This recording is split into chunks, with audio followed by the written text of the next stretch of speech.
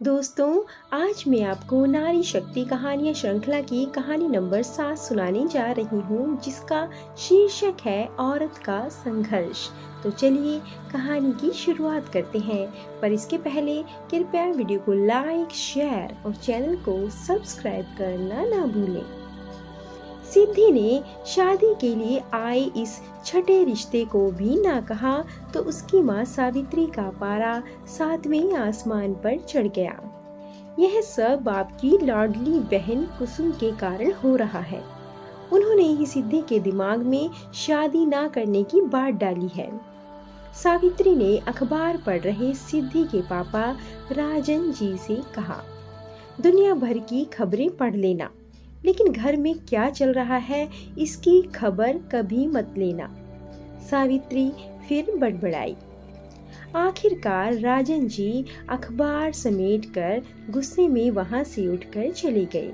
बेटी सिद्धि और बहन कुसुम पर उन्हें भी गुस्सा आ रहा था। कितने अच्छे अच्छे रिश्ते उनके हाथों से यूं ही निकलते जा रहे थे, पर सिद्धि की जिद के आगे वे भला क्या कर सकते हैं। रुआसी सिद्धि की माँ का लगातार बड़बड़ाना सुन रही थी। उसे कुसुम बुआ के लिए निकल रहे माँ के कड़वे शब्द परेशान कर रहे थे। सिद्धि को कोई नहीं समझता था सिवाय कुसुम बुआ के। वो जब भी परेशान होती उन्हीं से बात करके मन को हल्का कर लेती। आज भी उसने मन भारी होने पर कुसुम बुआ को ही कॉल किया। बुआ ने मोबाइल की स्क्रीन पर सिद्धि नाम देखते हुए चहक कर कॉल रिसीव किया। हेलो सिद्धि, कैसी है मेरी बच्ची? बुआ, मम्मी पापा मुझे क्यों नहीं समझ रहे हैं? सिद्धि ने उदास स्वर में कहा। मतलब फिर से उन्होंने तेरी शादी की बात छेड़ दी? बुआ ने बिन कहे सिद्धि की परेशानी कह डाली। हाँ बुआ, और इस बार तो वे मेरा सारा दोष आप पर मढ़ रहे हैं। उन्हें लगता है कि आप मुझे शादी ना करने के लिए भड़का रही हैं।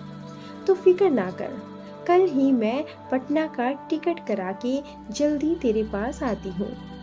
इस बार आमने सामने बैठकर भाई साहब व भाभी को समझाऊंगी। अगले ही हफ्ते कुसुम बुआ घर आई तो दूरी का लिहाज कर रही बहस आज छिड़ ही गई। बेमन से कुसुम बुआ का स्वागत हुआ और उसके बाद सिद्धि की बात चलते ही सावित्री के भीतर का गुबार फूट पड़ा। कुसुम दीदी, आप हमारे पारिवारिक मुद्दों में दखल अंदाजी करना बंद करें प्लीज। भाभी, पारिवारिक मुद्दा मतलब मैं अब इस परिवार की कुछ भी नहीं? कुसुम ने धीमे स्वर में कहा। तो इस बार राजन बोले, कुसुम, माना तुम हमारी छोटी बहन हो, सिद्धि की बुआ हो, पर इस रिश्ते का तुम फायदा मत उठाओ। तुमने हमारी बच्ची के दिमाग में बिल्कुल वही बातें डाल दी हैं जो कभी तुम खुद किया करती थी। यह बात हम कहाँ तक बर्दाश्त करें? भाई साहब, काश कि मैं उस समय अपनी बात पर अड़िग रह पाती, तो आज मेरा वकील बनने का सपना शायद पूरा हो गया होता। पर नहीं, आप सबकी जिद के चलते मैं हार गई। लड़कियों पर सिर्फ टीचर, नर्स जैसे काम ही अच्छे लगते हैं। शादी करना जीवन में सबसे अहम है। बिना पति और बिन बच्चों के एक स्त्री का जीवन बेकार है। यही सब कहते थे ना आप लोग मुझसे। मेरे साथ जो हुआ सो हुआ, पर सिद्धि के साथ अब मैं गलत नहीं होने दूंगी। उसका पायलट बनने का सपना सच होगा। दीदी, हम कौन सा उसके सपने के आड़े आ रहे हैं? सपने शादी के बाद भी तो पूरे हो सकते हैं, तो फिर शादी से परहेज क्यों? कुछ तलख आवाज में सावित्री बोली। भाभी, अगर समझदार पति और ससुराल मिला तब तो ठीक है, पर अगर गलत सोच वाले लोग मिल गए तब? सिद्धि शादी करना नहीं चाहती तो उसे जबरदस्ती क्यों कर रहे हैं आप लोग? मैंने खुद इस दंश को झेला है। बच्चों की देखभाल, व्यस्त पति की जिम्मेदारियां, सास ससुर की सेवा, इन सब के बीच मैंने अपने सपनों की आहुति दे दी। किसी ने भी मुझे नहीं समझा। उस पर टीचर की बेमन की नौकरी करते करते मैं थक गई। आज की नई नस्ल के बच्चे बोझिल रिश्तों को नहीं ढोते, बेमन के काम नहीं करते। शादी करना ना करना उनकी मर्जी है और इसमें गलत भी क्या है।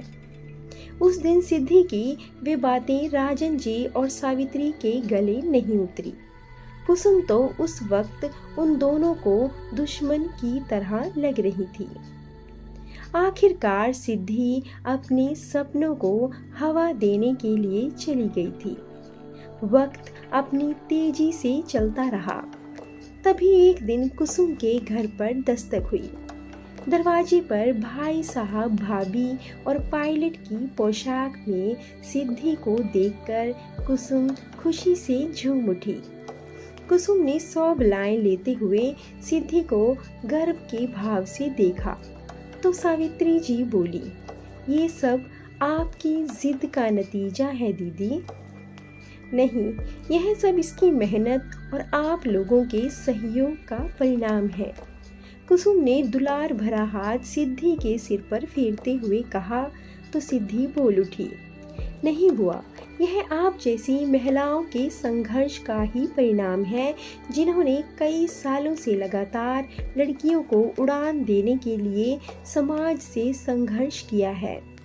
मैं कैसे आज इतने ऊपर उड़ पाती अगर आप इस समाज से ना कहती कि उसे उड़ने दो। दोस्तों, कहानी तो बहुत ही इमोशनल है। कहानी आपको कैसी लगी कमेंट करके ज़रूर बताएं। और ऐसी अधिक कहानियों के लिए कृपया वीडियो को लाइक, शेयर और चैनल को सब्सक्राइब करना ना भूलें। धन्यवाद।